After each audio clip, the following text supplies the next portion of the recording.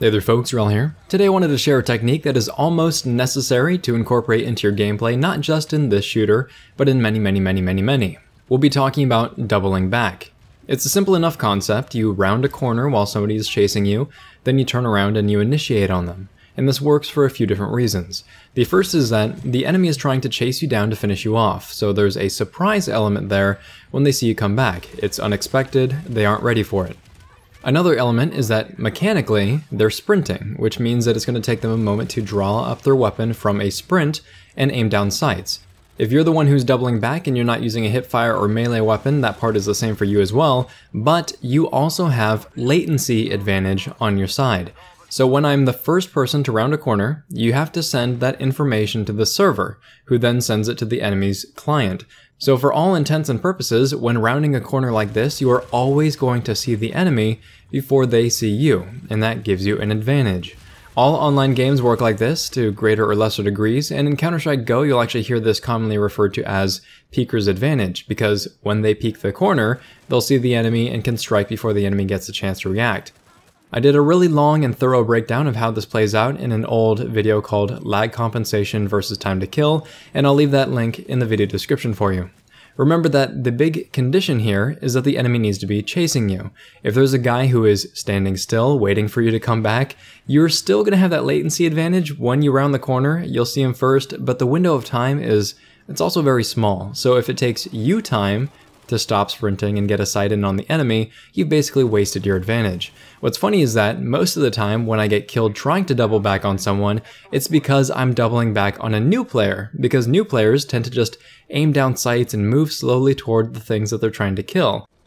So I want to show you a clip, and this is one that you're going to see in the Sunshine Lasers montage, but it shows you one wrong thing and one right thing about dealing with double backs.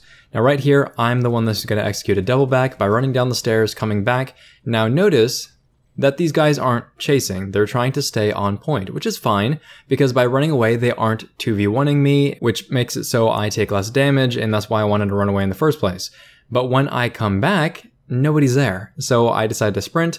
Now if you pay attention to just how long it takes me to respond to the guy who is upstairs, so I slow down to a walk and then I aim down on the target, there's a big window where they could have just lit me up, but I kind of luck out here and am able to take one of them down. So that's the bad thing. I shouldn't have been sprinting, especially not in a straight line, because it takes me time to get set up.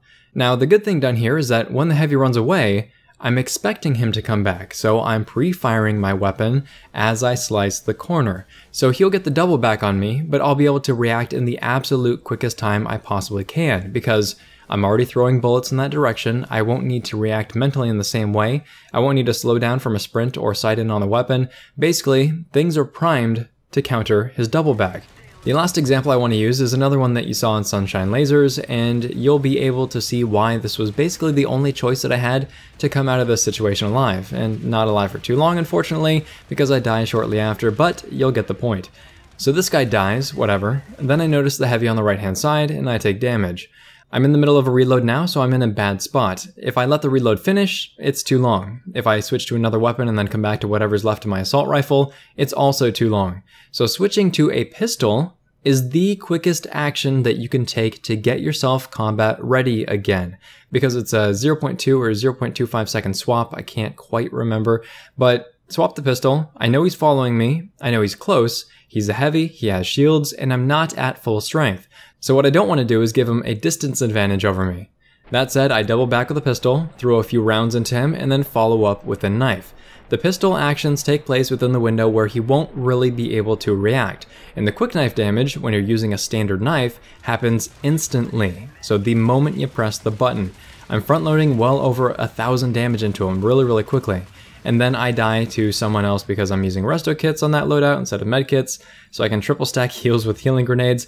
And in case you're curious, no, it's not competitive, but it is a lot of fun. That said, here are a few more examples of double backs that I'm just going to let play through.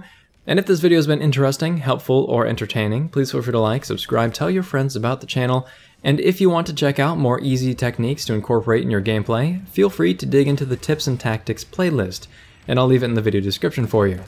Thanks very much, folks. Wrel signing off.